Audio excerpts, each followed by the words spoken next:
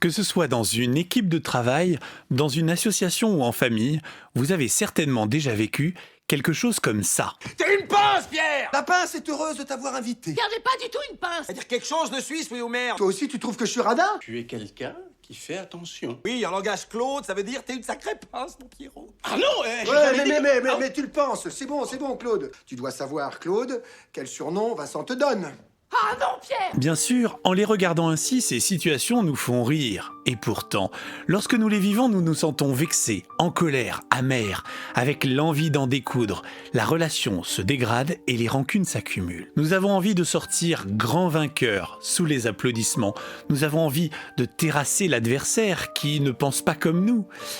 Mais nous sortons tous perdants. Et peut-être que, comme moi, vous avez déjà vécu cette sensation étrange lorsque la tension commence à s'installer dans l'équipe. Vous connaissez déjà la suite. Les scénarios sont toujours les mêmes. Vous avez l'impression que rien ne peut changer cela. Et si vous décidiez d'écrire une autre version à cette narration? Et si vous décidiez que de cette tension naisse la cohésion? Et si vous décidiez que la fraternité soit votre destinée? Vous voulez jouer la carte de la coopération? C'est maintenant que la quête commence et un fameux triangle va nous aider. Nous allons voir ce qui va vous permettre d'apaiser les tensions dans votre équipe. Mais avant de démarrer, mettons dans votre sac à dos ce qui nous permet de comprendre les jeux relationnels. C'est le triangle dramatique de Karpman. Avec le triangle dramatique, Stéphane Karpman met en évidence 3 rôles que nous jouons dans un jeu relationnel. La victime, le persécuteur et le sauveur. Nous incarnons le rôle de victime lorsque nous nous sentons abandonnés, lorsque nous avons l'impression que les autres sont contre nous et que nous ne sommes pas dignes d'être aimés. Cela amène un sentiment de soumission ou de rébellion. Nous sommes persécuteurs quand nous pensons être le seul responsable et que les autres ne remplissent pas leur rôle. Nous nous montrons catégoriques, notre vision est la seule qui vaille, nous voulons imposer nos règles. Nous sommes enfin sauveurs quand nous cherchons à tout prix la reconnaissance des autres. Nous cherchons à être importants, à être indispensables. Nous nous sentons responsables de tout ce qui ne nous appartient pas. Ces 3 rôles interagissent et s'alimentent les uns avec les autres. C'est plus fort que nous. Par exemple, si je croise quelqu'un qui prend une posture de victime, je vais naturellement opter pour une posture de sauveur ou une posture de persécuteur.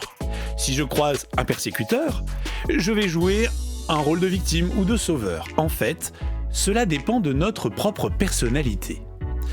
Pour jouer ces 3 rôles, il n'y a pas besoin nécessairement de 3 personnes. À 2, ça fonctionne très bien. Une dernière chose.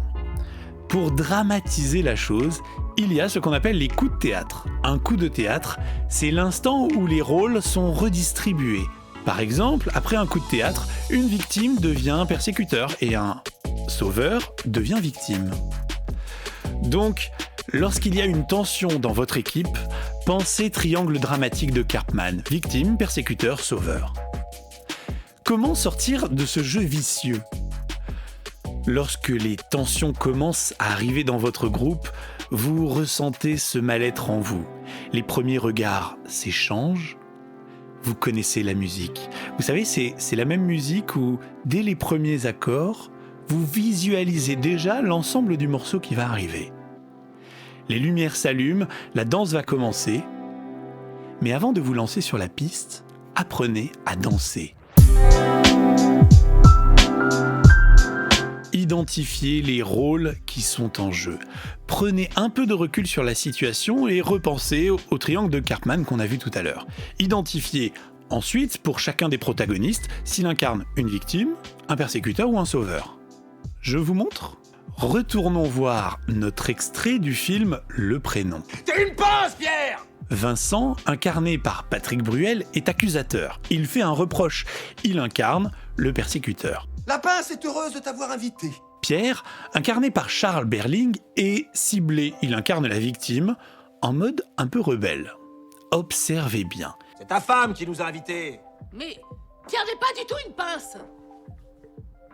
Ici, Elisabeth, ou Babou, interprétée par Valérie Benguigui, se sent interpellée alors que rien ne lui est demandé.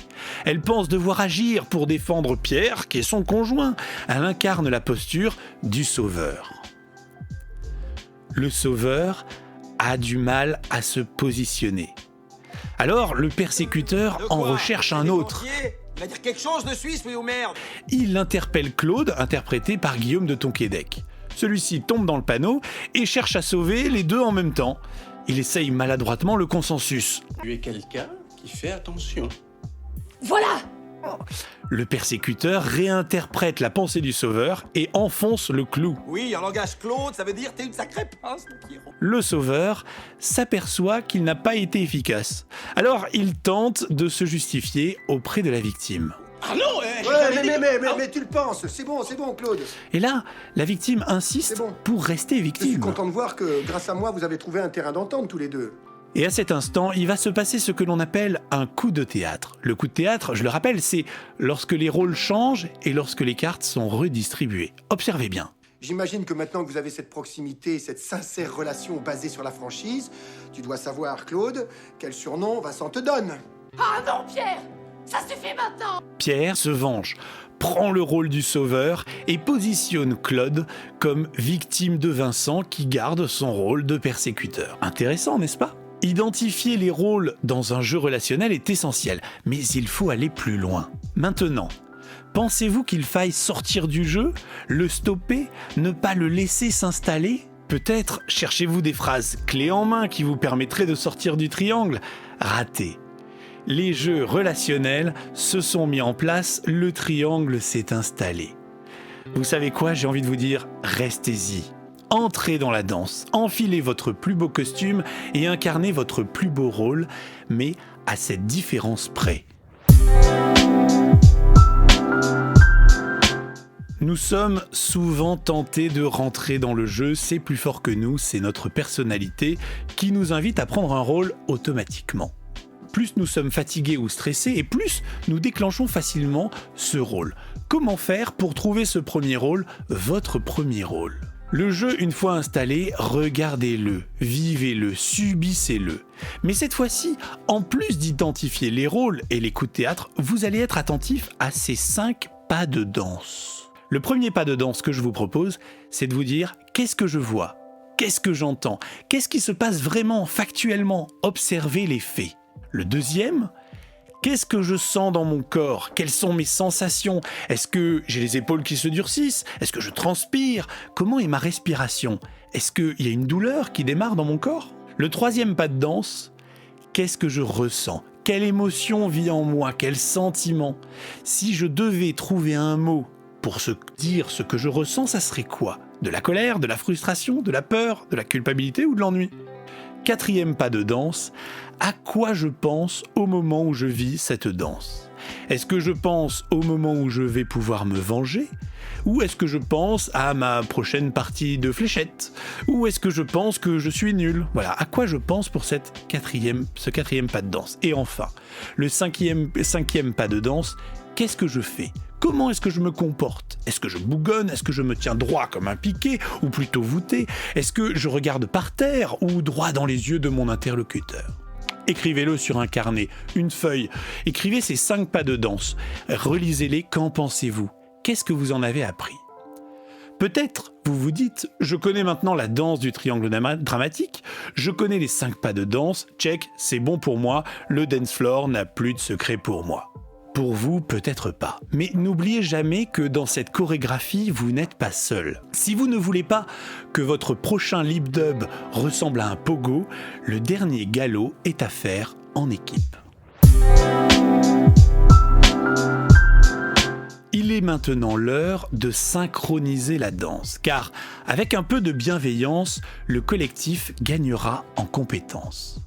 Je vous invite en équipe à mettre en commun vos 5 pas de danse, vos 5 analyses. Partagez-les sans vous juger. Questionnez simplement pour clarifier et reformuler pour mieux écouter.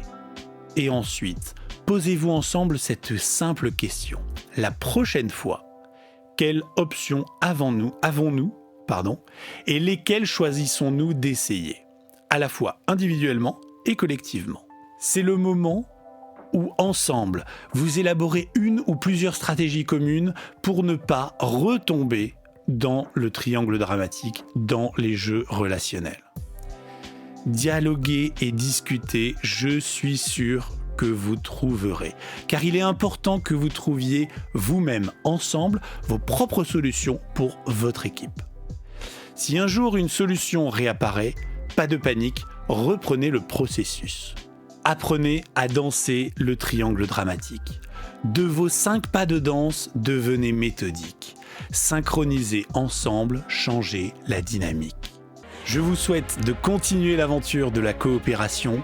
Les embûches sont nombreuses, persévérez, ne lâchez rien, l'aventure continue ici.